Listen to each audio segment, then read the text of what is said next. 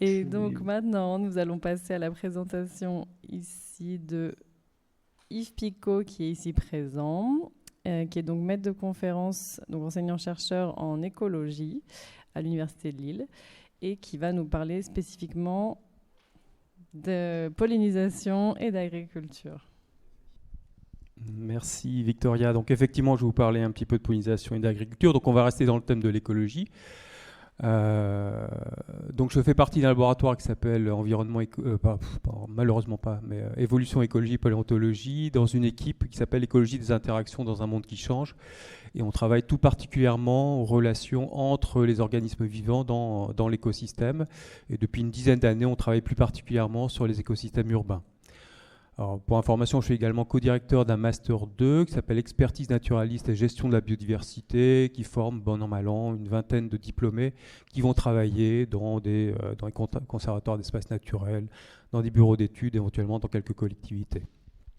Alors, même chose que pour les précédents, je ne serai pas présent toute la semaine, mais s'il y a besoin effectivement d'informations particulières ou d'échanges, vous avez mon adresse mail, donc n'hésitez pas à me contacter dans la semaine si vous avez besoin d'informations supplémentaires.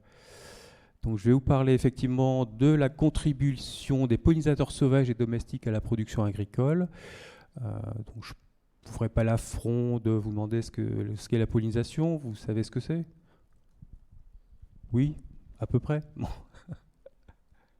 Donc effectivement, alors en une phrase, c'est effectivement le transfert d'un grain de pollen d'une fleur à une autre qui permet la production de fruits et de graines.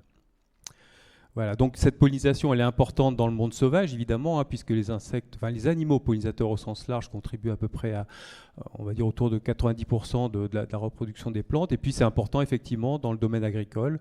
On a ici un joli plateau de tomates, et donc ces tomates sont pollinisées par des insectes sauvages pour l'essentiel. Alors, une petite étude que nous avons, enfin 2 ans d'études que nous avons réalisées dans le cadre d'un programme qui s'appelait Climibio, qui est dans le cadre du contrat de plan État-région. Je pense que j'ai un certain nombre de collègues ici qui ont participé à ce projet. Donc on étudie un petit peu les relations entre les relations plantes-pollinisateurs et puis le degré d'urbanisation sur le territoire de la Melle. Et donc à cette occasion, on a identifié au moins 103 espèces d'abeilles sauvages sur le territoire de la Melle. On peut estimer qu'il y en a à peu près 150. Voilà. Essayez de garder ce chiffre en tête, vous allez voir qu'il est important ensuite. Alors parlons maintenant plutôt d'agriculture, d'agronomie. Alors il y a un chiffre qui revient assez régulièrement, qui est celui des 75% des cultures qui dépendent des pollinisateurs. En réalité, il faut le prendre un petit peu avec des pincettes, ce chiffre, parce que ce qui est important, c'est de noter que 75% des cultures dépendent à différents degrés des pollinisateurs sauvages ou domestiques. En revanche, effectivement, le 35% de production agricole globale, ça c'est une réalité. Donc vous avez effectivement l'histogramme qui est présenté là sur la droite, c'est en fait une synthèse de 107 types de cultures, enfin des études correspondant à 107 types de cultures. Et vous voyez que sur ces 107 types de cultures prises sur l'ensemble de la planète, c'est le monde entier, vous en avez 13 par exemple qui nécessitent absolument des pollinisateurs pour la production fruitière ou légumière. 30 qui ont besoin de beaucoup d'insectes pollinisateurs pour assurer effectivement la production. Et puis vous avez 27 cultures, 21 cultures qui ont des besoins plus modestes. Ce n'est pas essentiel cette présence de pollinisateurs. Et puis il y a des cultures qui ne nécessitent pas du tout de pollinisateurs. Alors parmi ces cultures qui nécessitent absolument des pollinisateurs, vous avez en grande partie les cultures fruitières. Vous avez l'exemple du kiwi ici. Là, il faut absolument des pollinisateurs pour envoyer, parce que le kiwi est dioïque, c'est-à-dire qu'il y a des plants mâles et des plants femelles. Il faut absolument transférer le pollen de l'un à l'autre. Et puis d'autres cultures qui nécessitent de façon plus marginale des pollinisateurs, comme le colza. Vous avez la photo qui est présentée là, où les pollinisateurs vont surtout intervenir à minima en périphérie du champ, sinon le reste des échanges de pollen se font par contact de plante à plante. Et puis il y a les céréales qui ne nécessitent pas du tout de pollinisateurs. Donc vous voyez, voilà, c'est 75% de culture, il faut se méfier un tout petit peu de ce chiffre-là. Néanmoins, il y a effectivement une bonne partie de la production agricole qui dépend des pollinisateurs, et une production agricole qui est importante dans nos équilibres alimentaires, c'est-à-dire c'est l'essentiel des fruits et des légumes. Alors, ce qu'il ne faut pas oublier non plus, c'est que, effectivement, les pollinisateurs sont importants pour produire des fruits, mais dans le cadre de l'agriculture maraîchère, et bien souvent, les maraîchers tiennent aussi à produire leurs propres semences et travaillent à conserver des variétés locales. Donc, je vous ai mis quelques-unes des plantes qui sont dans le catalogue Plantons le décor, ça vous parle peut-être. Donc, vous avez la gotte de l'os, par exemple, qui est une salade très locale, la lilloise, qui est encore plus locale, la mâche de Cambrai, le chou frisé du Grand Nord, le poireau leblon, qui sont des espèces, des variétés et des espèces qui sont de la région et même du secteur immédiat. Et pour produire même des légumes feuilles et des légumes racines, on se dit, pas besoin de pollinisateurs pour faire une carotte, pour faire une salade. Ben si, il faut des pollinisateurs pour produire les graines qui donneront ensuite des salades et des carottes. Et donc effectivement, et ça c'est important dans le cadre du maraîchage parce qu'effectivement, beaucoup de maraîchers vont essayer de produire eux-mêmes leurs propres semences, entre autres pour conserver des variétés locales. Alors, ça c'est important cet aspect-là et j'insiste beaucoup là-dessus. Alors ça c'est une autre synthèse d'études, alors 93 études qui ont été c'est un article relativement récent de 2024 qui montre l'importance de la contribution des abeilles sauvages par rapport à l'abeille domestique dans la production agricole. Alors si vous regardez un petit peu, je ne sais pas si je peux faire, non, c'est pas grave. Si vous regardez à gauche du graphique, vous avez tout un lot de cultures où, a priori, l'abeille sauvage, les abeilles sauvages n'ont pas beaucoup d'importance. C'est-à-dire que l'abeille domestique est suffisante. Par contre, si vous avez tout à droite, tout en haut, vous avez un certain nombre de productions, de cultures qui nécessitent absolument des abeilles sauvages et qui ne travaillent pas du tout avec l'abeille domestique. Et si on globalise à peu près tout ça, on estime, grosso modo, que 50% de la pollinisation est assurée par des abeilles sauvages et 50% par l'abeille domestique. Donc l'idée de placer des ruches dans un verger ou à proximité d'une activité maraîchère, ce n'est pas une mauvaise idée, néanmoins ce n'est pas suffisant pour activer une production, un rendement de production important. Il faut également envisager l'aménagement du site en faveur des abeilles sauvages au sens large. Enfin, abeilles sauvages, papillons sauvages, cirques qui sont des petites mouches pollinisatrices également. On en reparlera un petit peu à la fin de l'exposé. Alors, on va rentrer un petit peu plus dans les détails là, sur les aspects agronomiques et sur l'importance, la diversité des espèces pour assurer un rendement de production intéressant. Alors ça, c'est une étude américaine qu'on voit à Madame Winfrey, qui a travaillé sur 3 types de cultures, qui peuvent sembler un peu marginales, mais qui sont quelque part assez représentatif de ce qu'on peut produire dans un maraîchage. Donc les watermelons, si je ne me dis pas de bêtises, ce sont les pastèques, cranberry, blueberry, donc des myrtilles, des érelles. Et donc ce qu'elle a regardé, c'est en gros combien il faut d'espèces d'abeilles différentes pour produire pour que 25% des fleurs produisent un fruit, 50% des fleurs produisent un fruit ou 75% des fleurs produisent un fruit. Et ce qui est intéressant, c'est qu'elle a travaillé à différentes échelles géographiques, depuis la parcelle agricole jusqu'à la zone de production. Et si vous regardez bien, on va juste prendre le cas des pastèques, watermelon. Alors pastèque, c'est à peu près le même type de plante que les courgettes, que les melons, que tous ces genres de trucs, c'est les cucurbitacées. Et donc, vous voyez qu'à l'échelle d'une parcelle, pour avoir 50% de fleurs produisant des fruits, il faut déjà à peu près 7 à 8 espèces différentes d'abeilles sauvages. Pour arriver à un rendement de 75%, ce qui n'est pas foufou, il faut à peu près 11 espèces d'abeilles sauvages. Et maintenant, si on regarde à l'échelle de la zone de production, donc là, elle a travaillé sur une quinzaine de parcelles réparties de façon aléatoire sur la zone de production, pour avoir un rendement de 50%, il faut au moins 30 espèces différentes d'abeilles sauvages, et pour avoir un rendement de 75%, il faut au moins 50 espèces d'abeilles sauvages. Et si on regarde maintenant les 3 types de production confondus, pour avoir un rendement maximal de 75%, c'est 79 espèces d'abeilles sauvages nécessaires. Alors pourquoi il faut une telle diversité pour cette production ? En fait, on ne sait pas trop, c'est pas très clair encore. On sait que c'est lié à l'hétérogénéité de distribution des espèces, c'est-à-dire que sur une parcelle, vous n'avez pas forcément les mêmes espèces que sur une autre parcelle.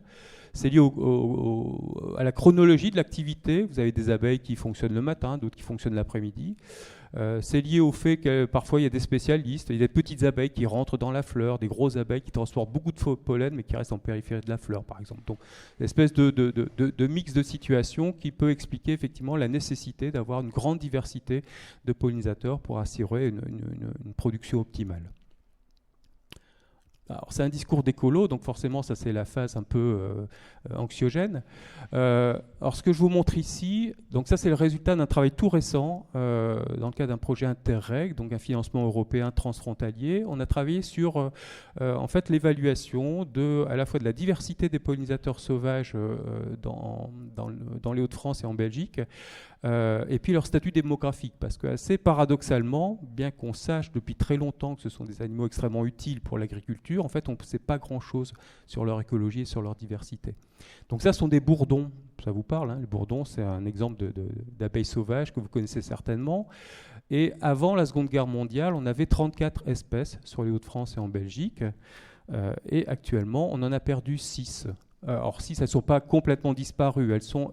Alors, il y a un petit logo qui s'appelle RE, qui veut dire Regionally Extinct, donc extinction régionale. C'est-à-dire qu'elles existent encore dans d'autres territoires européens et même hexagonaux, mais sur les Hauts-de-France et en Belgique, elles ont disparu. Vous pouvez me dire, ce n'est pas un drame, sur les 34, on en perd 6, ce n'est pas non plus dramatique en termes de services écosystémiques de pollinisation. Alors, l'image plus déprimante, c'est la suivante. Grâce à ce programme donc, qui s'appelle SAPOL pour Sauvons les pollinisateurs, on a pu étudier un tout petit peu l'évolution démographique des espèces. Et là, vous voyez que l'essentiel des espèces sont dans une situation de déclin. Alors, on a un déclin à ce que j'ai mis un petit peu en pointillé orange et un début de déclin. On commence à noter un petit affaiblissement des populations. Et puis après, vous avez tous les logos que je vous ai mis là, CREN, machin, qui sont les statuts de menace de l'Union internationale pour la protection de la nature, la conservation de la nature. Et vous avez certaines espèces qui sont en danger critique d'extinction, c'est-à-dire qui risquent de s'éteindre dans les 5 ans qui viennent, d'autres en danger d'extinction dans les 10 ans, d'autres vulnérables dans les 15 ou 20 ans. Donc on a globalement une très forte perte d'effectifs des bourdons, qui est probablement représentatif de ce qu'on a chez les abeilles sauvages, qui est probablement représentatif de ce qu'on a chez tous les insectes volants qui assurent le travail de pollinisation. Donc ça, effectivement, il y a une inquiétude évidente de ce côté-là. Donc ça, bon, je passe là-dessus, mais effectivement, histoire d'être encore plus déprimant, ce déclin concerne à peu près 40% des plantes dans le monde, 22,66% des invertébrés, donc intégrant une partie des pollinisateurs, et à peu près 18% des vertébrés. Alors cette crise de la biodiversité, elle touche aussi nos paysages. Donc moi aussi j'ai mis un joli tableau, hein, un peintre préféré, là vous l'avez reconnu je pense. Donc on voit là Van Gogh a peint un champ de blé avec des petites taches bleues, donc on peut s'interroger finalement, et peut-être que les générations qui viennent vont s'interroger sur l'origine de ces petites taches bleues. Est-ce que c'était lié à l'utilisation de substances illicites de la part de Van Gogh, ou est-ce que, on sait que Van Gogh c'est vraiment un peintre de la couleur, du mouvement, et donc il faisait une restitution assez exacte de ce qu'il pouvait observer, et ce qu'il a observé, c'est cette jolie petite plante là qui est le bleuet. Et ce bleuet, il a disparu des Hauts-de-France il y a à peu près une trentaine d'années. Effectivement, c'est un paysage qui disparaît, et ces bleuets, c'est une ressource alimentaire importante pour les pollinisateurs. Alors ça existe encore dans certaines régions comme l'Auvergne, la Lozère en particulier. On trouve encore ces plantes-là et ce type de paysage, mais sur nos territoires, ça a complètement disparu. Alors, heureusement, il y a une sensibilisation forte. Maintenant, on commence effectivement à s'intéresser à cette problématique de l'extinction des pollinisateurs, et en particulier cet été. Je pense que vous avez tous vécu en direct un petit peu toutes les polémiques autour de la loi du plomb. Il y a aussi ces images assez fortes là qu'on trouve assez facilement maintenant en termes de promotion effectivement d'un monde avec des abeilles. On voit effectivement ce que pourrait donner un étal de supermarché sans abeilles. C'est pas complètement crétin cette photo, hein. C'est effectivement assez réaliste. On perd essentiellement, on perd les pommes, on perd les fraises, on perd les groseilles, on perd les carottes, on perd les oignons, on perd à peu près tout. Voilà, donc, alors maintenant, quelle alternative quand les pollinisateurs auront disparu? Donc je me mets dans la vision la plus pessimiste, mais cette vision pessimiste, elle existe dans certaines parties du monde. Donc j'ai piqué ces photos sur le site du Monde. Là, on est dans la province du Sichuan, en Chine, avec une zone de production de pommes assez importante. Et les producteurs de pommes sont confrontés à un insecte ravageur, effectivement, qui réduit fortement le rendement de production. Et donc, pour lutter contre cet insecte ravageur, ils utilisent une grande quantité d'insecticides. Et donc, forcément, quand on utilise des insecticides, eh bien, on perd également les insectes pollinisateurs. Et donc, l'alternative, c'est la pollinisation manuelle. Donc on les voit ici faire l'équilibriste dans les arbres. Ils ont un petit sachet de pollen voilà, sur le ventre, et puis une petite brosse, et ils passent comme ça de fleur en fleur. Et quand on connaît la fragilité du système floral, clairement, on aboutit ici à un système qui est très très peu efficace, avec des rendements qui sont extrêmement faibles. et un coût humain important, hein, parce qu'effectivement, en termes de masse de travail, c'est considérable, alors que c'était effectivement un travail effectué de façon bénévole par les petites abeilles et par les petits papillons.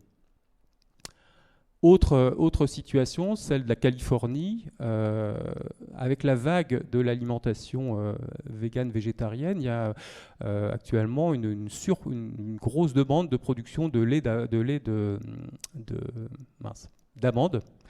Et donc la Californie est le plus gros producteur du monde de lait d'amande, et donc il y a des grandes productions d'amandiers. Mais en fait, on a tellement utilisé, là encore, d'insecticides sur ces zones-là qu'il n'y a plus de pollinisateurs. En tout cas, il n'y en a plus suffisamment pour assurer une production efficace d'amandes en Californie.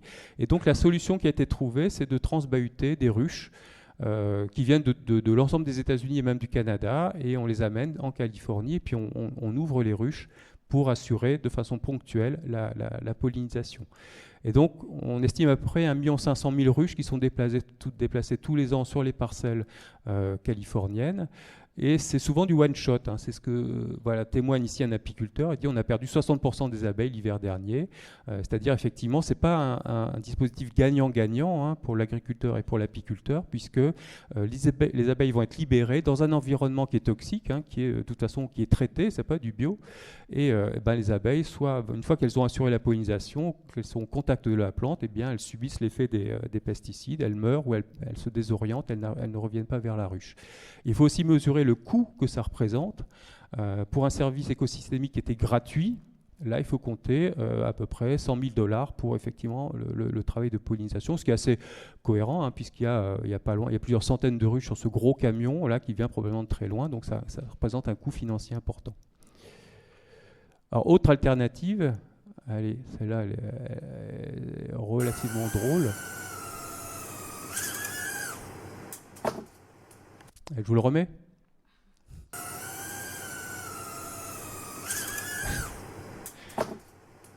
C'est ça. Mon voisin me fait remarquer la technologie va nous sauver, effectivement, mais c'est malheureusement très sérieux. C'est-à-dire, ici, donc c'est un institut au Japon, mais le MIT travaille sur la même chose, l'université d'Harvard travaille sur la même chose. Vous avez vu, ce sont des petits drones pollinisateurs. Alors, il existe déjà des drones qui assurent la pollinisation, qui sont des drones classiques, hein, on les fabrique là en grande quantité actuellement, pour différentes raisons. Et alors, ce n'est pas les gros drones en soi qui sont difficiles à construire, mais c'est simplement le pollen qui est difficile à récolter. Hein, c'est compliqué de récolter du pollen, c'est compliqué de le maintenir en vie pour qu'il soit ensuite fécondant. Et donc, l'alternative qui est trouvée, c'est créer vraiment par des outils de micro-robotique et d'intelligence artificielle, des petits drones qui pourraient se substituer effectivement aux abeilles. Donc, c'est très sérieux, avec des investissements financiers qui sont très importants. Et là encore, au-delà de l'aspect effectivement peu éthique, mais effectivement, ce qui est à signaler, c'est que le coût de ce type de pollinisation sera extrêmement important, encore une fois, pour un service de pollinisation qui était jusqu'à présent complètement gratuit.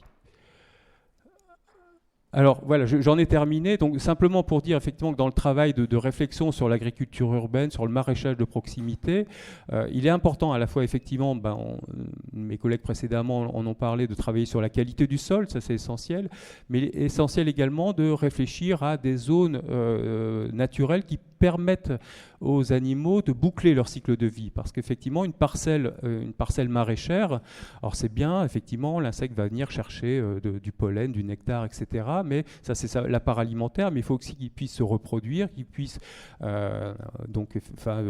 éventuellement avoir des lieux d'abri au cours de l'hiver, et ça c'est pas nécessairement sur la parcelle qu'il va le trouver, donc c'est toujours intéressant ou utile en tout cas d'associer aux zones maraîchères des espaces de nature bien construits et bien gérés pour favoriser ces animaux pollinisateurs. Alors, plusieurs projets, alors je reviens peut-être un petit peu en arrière, parce que là, ce que je vous présente ici, c'est le parc scientifique de la Haute-Borne, hein, Villeneuve-d'Ascq. C'est un sujet sur lequel on a un petit peu travaillé, effectivement, pour essayer de voir quelles sont les végétations qui sont potentiellement attractives pour les pollinisateurs, qui ensuite peuvent servir, effectivement, de transfert de pollen et assurer la production végétale cultivée.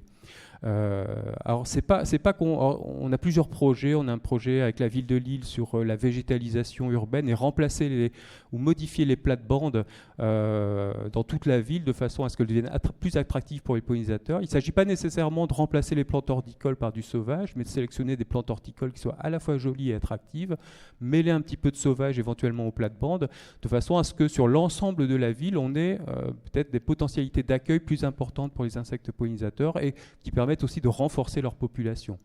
Un insecte pollinisateur ou une abeille domestique, ça a besoin de boire, donc il faut aussi envisager la présence de plans d'eau à proximité, par exemple. Ici, c'est un autre projet sur lequel on travaille sur l'université, sur le campus de Villeneuve-d'Ascq, c'est le parc urbain des papillons. Alors, c'est un joli petit acronyme, hein, mais derrière ça, c'est assez sérieux. L'idée, c'est de voir un petit peu comment la présence des pollinisateurs peut augmenter la production maraîchère et la production des vergers. Donc en combinant à la fois des zones de production et puis des espaces qui sont favorables au bouclage du cycle de vie des espèces. Par exemple, vous voyez cette petite abeille là qui sort de son trou. En fait, l'essentiel des abeilles de printemps sont des abeilles qu'on qualifie de terricoles ou sabulicoles, c'est-à-dire qui vont se reproduire dans le sol à 50 cm ou voire 1 mètre de profondeur. Et donc, effectivement, ce n'est pas toujours compatible avec le herçage, le bêchage du sol. Donc, il faut prévoir des zones, des espaces qui permettent un petit peu la reproduction de ces espèces. Et puis, les plantes, dans ce PUP, hein, on n'a pas uniquement réfléchi aux plantes qui sont pollinisées, mais aussi imaginer des plantes qui soient mangées par les chenilles, sur lesquelles l'animal peut pondre, et qui ne sont pas nécessairement les plantes qu'on va trouver dans la zone de maraîchage. Voilà, j'en ai terminé. Voilà, pour finir, un petit exemple tout mignon, là, c'est Andrena fulvale, Andrène fauve, qui est très facile à reconnaître. Vous voyez, elle est rousse sur le dos et noire sur le ventre, et c'est l'abeille qui est pollinisatrice des groseilliers, des cassissiers, et si vous avez ça au jardin, et ben, jetez un petit coup d'œil au printemps, vous avez 100% de chance de l'avoir. Donc c'est l'actrice principale de la pollinisation pour ce type de petits fruits. Voilà, je vous remercie de votre attention.